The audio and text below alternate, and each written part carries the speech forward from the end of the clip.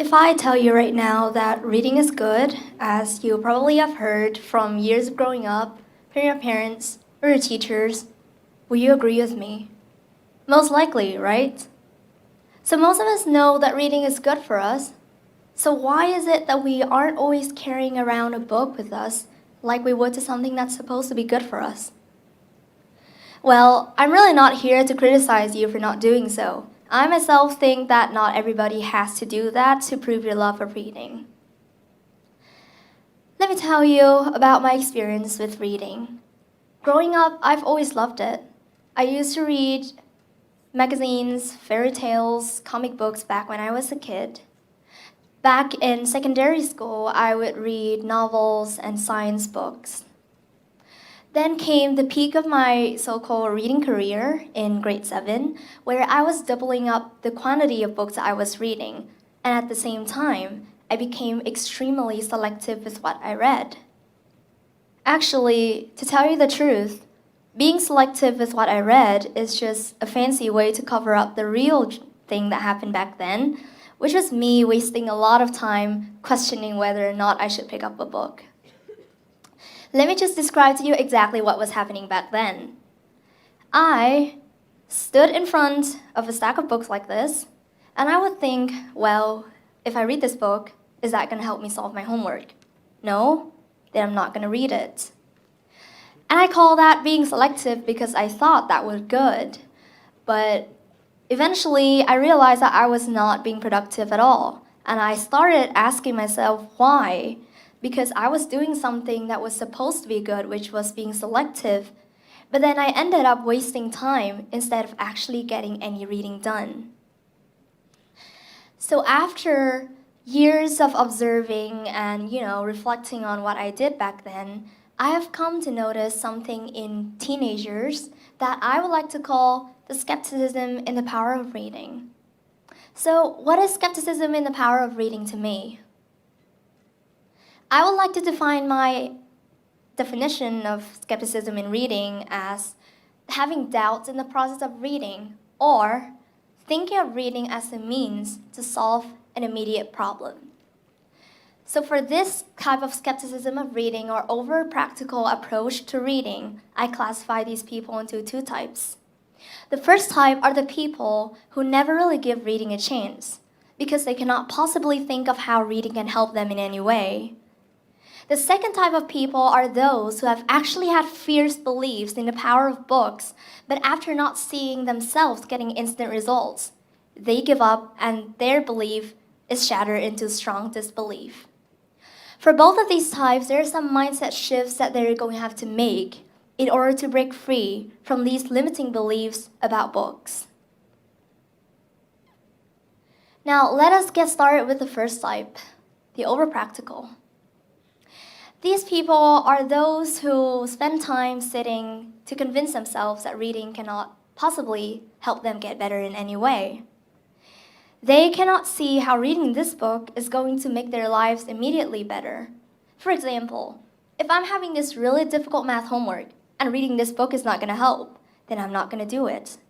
That is the mindset of people in type 1. Now, if you ask these people if they think reading is good, they're really likely to say yes, so they do think that reading is good. But easier said than done, they only look at the short-term benefits of reading, which is how it's going to benefit them today, tomorrow, or the day after tomorrow, to which they do not see any possibility of what they read changing anything. Don't get me wrong though, these people are not lazy. In fact, on the bright side, they may be someone who is extremely result-oriented and particular with what they spend their time on. However, as they think of reading as a means to solve an immediate problem or simply consider it as temporary motivation, they start questioning the process of reading if it doesn't actually help them, for example, to solve their homework.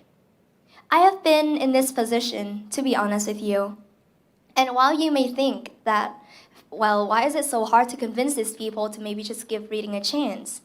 It's really not that easy.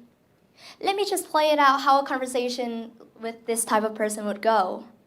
You would tell them, why is it so hard just to try reading to see if it works for you? Them, with their super logic, would say, would you study literature to get better at math? Obviously, you're not going to study literature to get better at math, right? And that is their logic. If it doesn't help me solve my homework, if it doesn't help me get better at school immediately, why should I waste hours on it? So now moving on to the next type, which is the disbelievers. These people are interesting as in they used to have strong beliefs in books. They used to be the ones like me standing here right now telling you that reading is good. But the thing is, after reading several times and not seeing themselves turning into geniuses overnight, they give up. They lose the motivation. So for this type of people, the problem really isn't with their expectations for results, because as leaders, we should always expect an outcome to come out of everything that we do. The problem is with their degree of expectations that they set for their results. When you read something and you expect results to come overnight, and reality doesn't turn out that way, it can be extremely discouraging and even frustrating. So therefore, no matter how strong your initial belief in books were, you eventually just stop believing in them, and then you refuse to buy what you consider a package of waste of time and energy, along with a complimentary gift of disappointment ever again. And that's how we arrive at the second type of people. Now, for both types, there are some realizations that they are going to have to make in order to break themselves free from these limiting beliefs. The problem with type 1 is that they limit themselves to only what they think can happen. For example, if I'm reading this book, I need to know exactly how it's going to benefit me, and I need to see that scenario. But really, among the many things that we can predict, what happens to us, failures, and especially opportunities, is not one of them. You should not be overly worried about how what you read today will benefit you tomorrow, and be overly attached to how exactly that will play out, because we don't know. I know that right now you have the energy, the time, the curiosity to learn. I don't know if that also holds true for the future.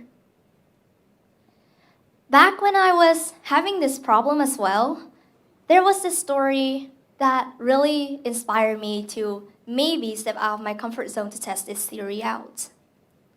It's a story about Steve Jobs I came across. So we know who Steve Jobs is, right? Hello, iPhone users. He is the CEO and founder of Apple. And I mean, this guy, we all know that he is really good, right? He graduated from Stanford. He is one of the geniuses that we know.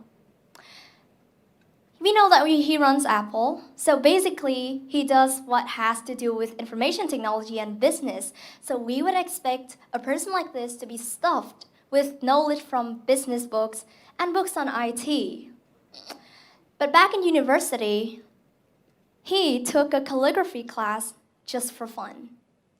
So what calligraphy is basically, to put it simply, the art of writing fancy letters that you can see in cards and birthday cards. You know what I'm talking about. He took it just for fun. And personally for me, I would never imagine a way calligraphy would help with someone who is doing business in information and technology.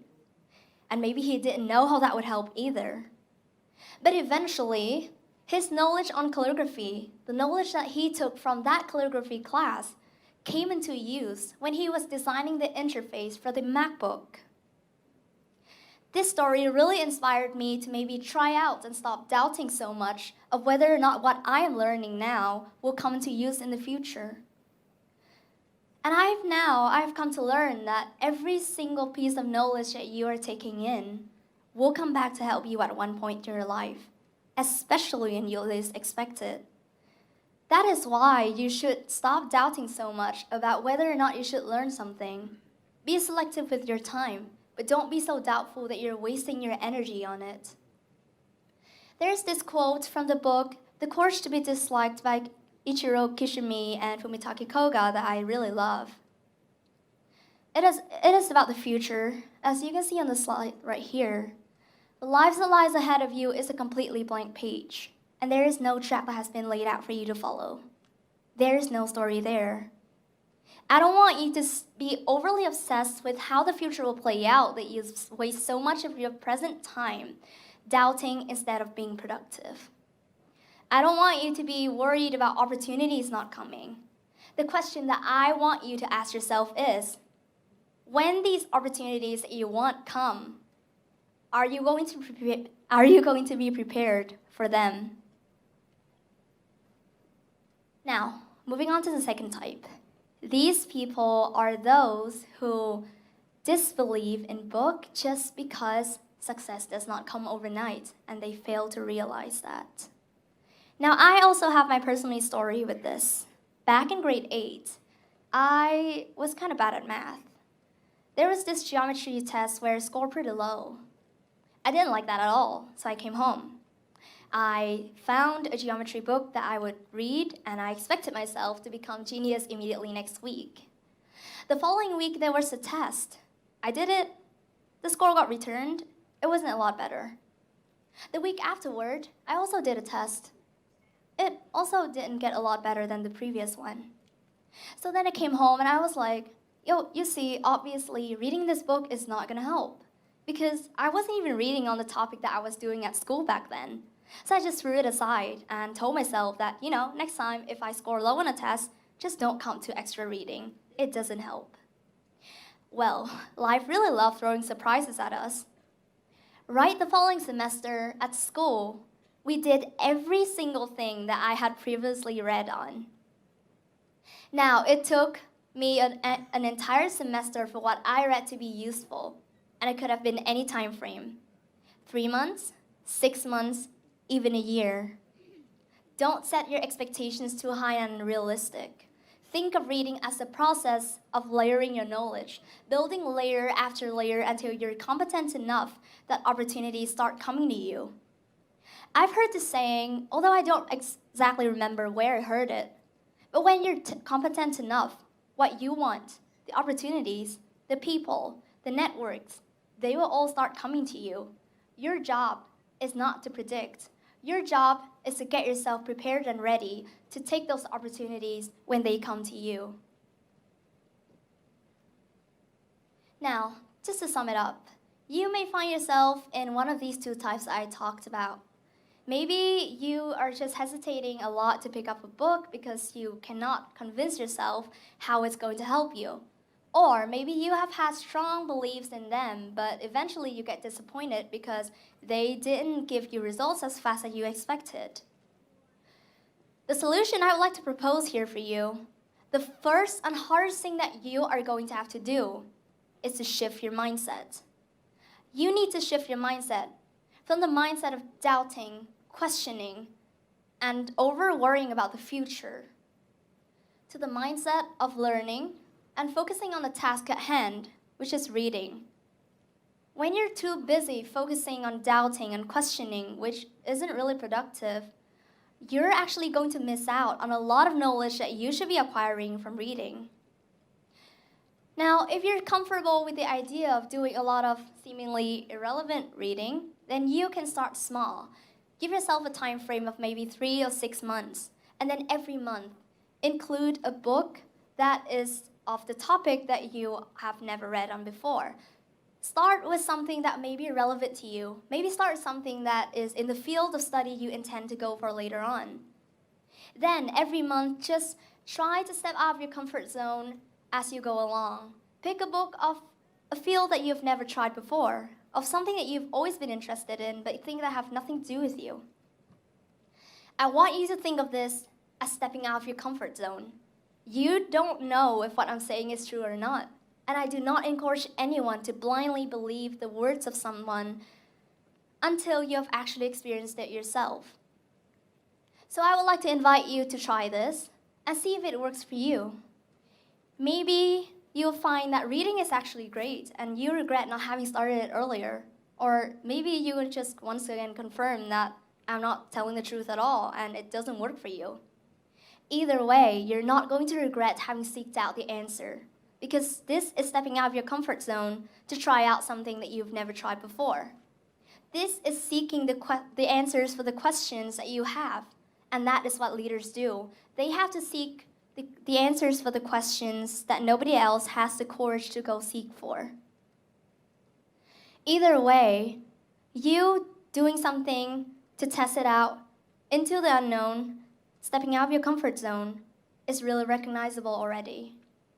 But if you're the one who's holding yourself back from receiving the benefits of reading that it can bring to you, now is the time for you to step up from these limiting beliefs and become the leaders that you have the potentials to be. Thank you.